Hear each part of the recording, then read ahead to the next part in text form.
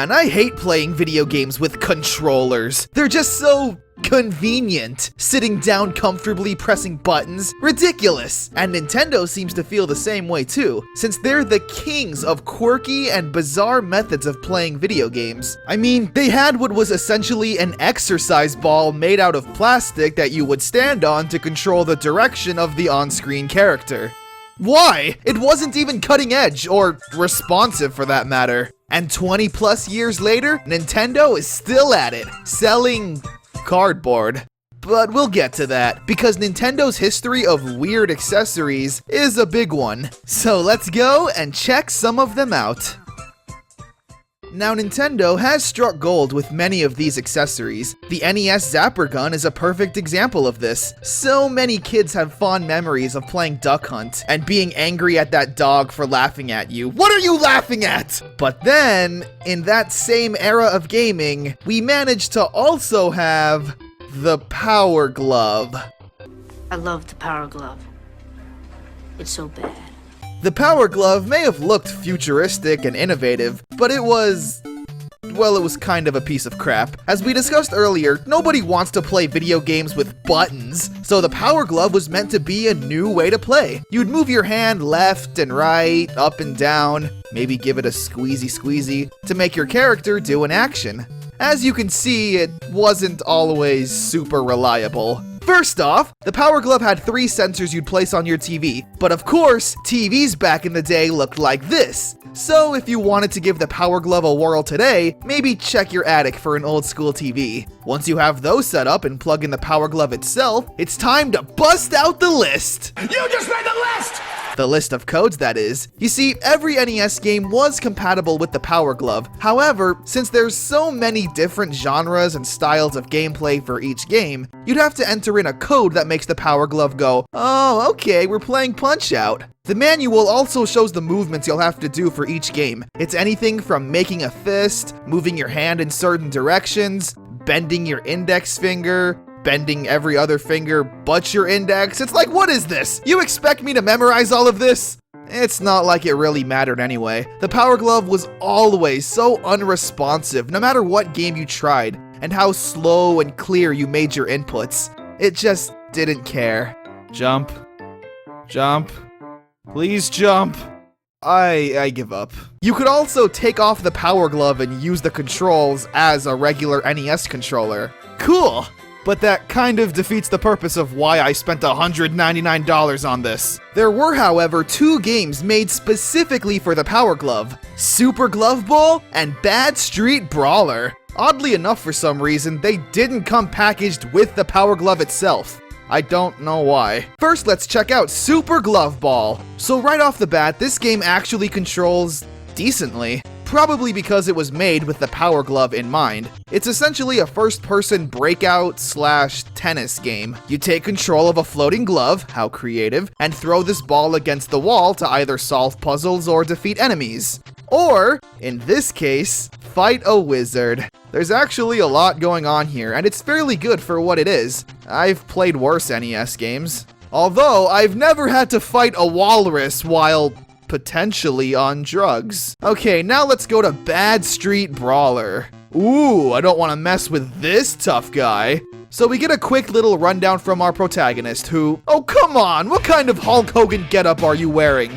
No wonder people want to beat you up. So we can punch, sweep kick, and ear twist. You sissy! The game is a side-scrolling beat-em-up, again, fairly responsive, and definitely something I could have seen myself enjoying as a kid. Although the enemy choices are a little out there. We've got cavemen, old-school mustachio tough guys, bulldogs. I wish I knew the plot of this. If there is one. I just want to say, hi, Mom! That lady is just as disgusted as him as I am with her. Alright, now this thing is called the laser scope. Let's say you're someone who doesn't like playing games with buttons, or the Zapper Gun. Luckily for you, that's what this is for. You put it on your head, and instead of pressing a trigger, you speak into the microphone and say, fire! Yeah, I'm sure that won't get annoying to your parents, going, fire, fire, fire! But of course, since this is old technology, you can just say whatever you want. Chicken soup! Deadly.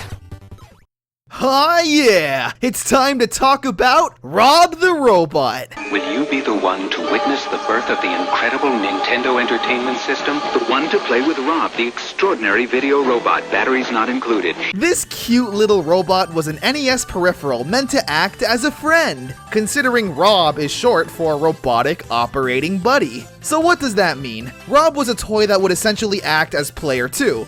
But how does he hold a controller? Well, I'm glad you asked. You'd need to hook him up with all of these pieces, as well as these gyros that would spin really fast, so he can pick it up slowly and move towards this button so he can hit it and trigger the real button on the controller. Yeah, because this, again, is too difficult. Rob came packaged with 2 games, as well as...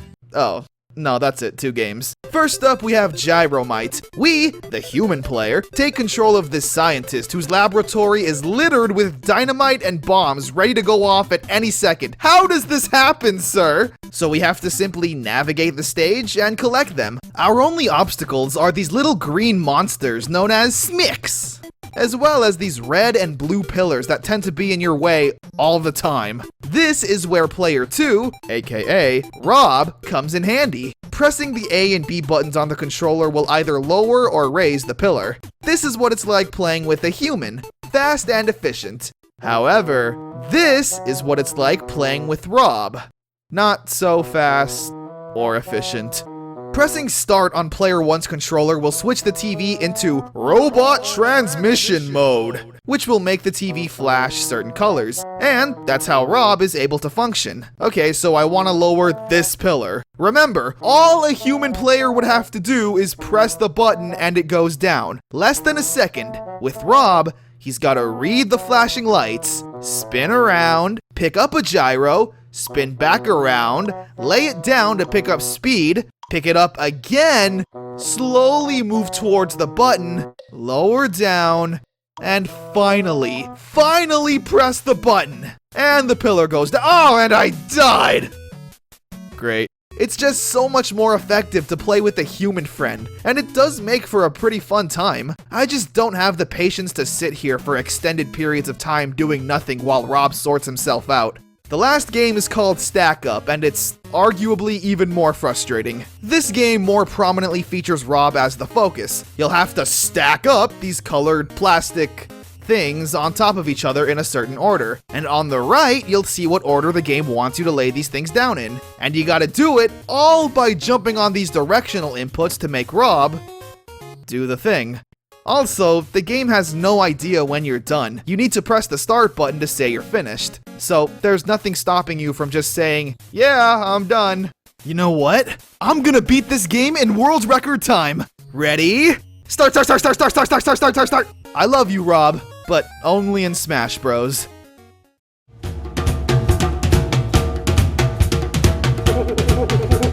Bongos! Bongos everywhere! It's Bongo Mania! That's right, Nintendo released a set of Donkey Kong themed bongos for a few Donkey Kong related games on the GameCube. Like Donkey Konga. This is essentially Nintendo's Guitar Hero. You pick a song and play it on the bongos. I guess that makes sense. And of course, Nintendo only chooses the highest quality of music. Hey now, you're an all-star. Get your game on, go play. No. So for a musical rhythm game, these bongos make sense. However, there was also Donkey Kong Jungle Beat, a brand new side-scrolling platformer for the new generation of gaming here on the GameCube. But that too was controlled with bongos. Nintendo really doesn't want you to play with controllers. But in this case, I actually found it really addicting. I don't know how to explain it, but smacking these bongos just made every second of the adventure so engaging. The faster you hit them, the faster Donkey Kong moves. And the moments where you get to go bananas and smack the bongos to beat up the enemy is one of the most satisfying feelings ever. Oh, you're so gonna get it!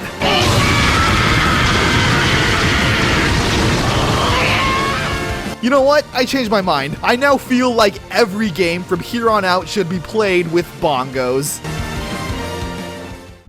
And last but not least, we have Nintendo's latest venture into... is this a video game? The Nintendo Labo. Literally cardboard. Now this segment's gonna be fairly short because I ordered my Labo 3 months ago and it still hasn't come in the mail. I'm sure I wasn't scammed. No. I was totally scammed. But we can still talk about it. Acting as a build-it-yourself toy/video game, these pieces of cardboard actually manage to create fun and engaging activities. You can build a piano and legitimately play songs and make music.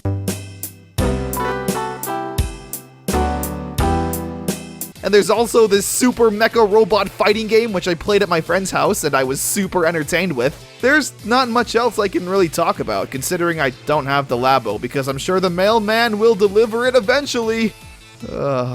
But yeah, it's cardboard that works. The future is now. So those were just a few weird Nintendo accessories. There's obviously a lot more that I'd love to talk about in the future if you want. There is one, however, that I purposefully didn't mention. The Wii Fit Board. Why is that? Well, we're gonna give the Wii Fit its own separate video. Coming soon. Or eventually, exercising with waffles, as we check out Wii Fit and Bay Wii Fit Trainer.